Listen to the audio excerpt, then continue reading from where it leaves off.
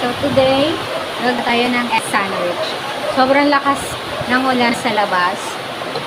Ayan, ito napakaluan ko na guys. So, babalatan natin. Balat na lahat. Ayan.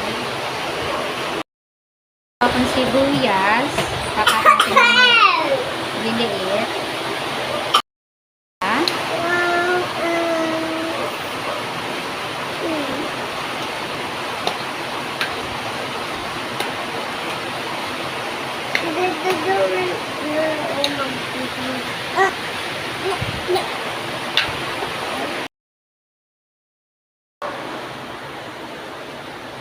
Ito na yung sibuyas kanina.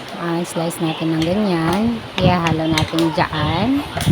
Yan. Pwede naman yung pwede din yung white onion. Para hindi masyadong matapang. Matapang kasi tayo wala akong white eh. Then, mayo of course. Ayan, may kandila kami. Kasi biglang nag-burn out that day. Oh, shit. Kasi sobrang lakas talaga ng ulan. At kulog kidlat din sa labas. Kaya, ayun. Happy eating!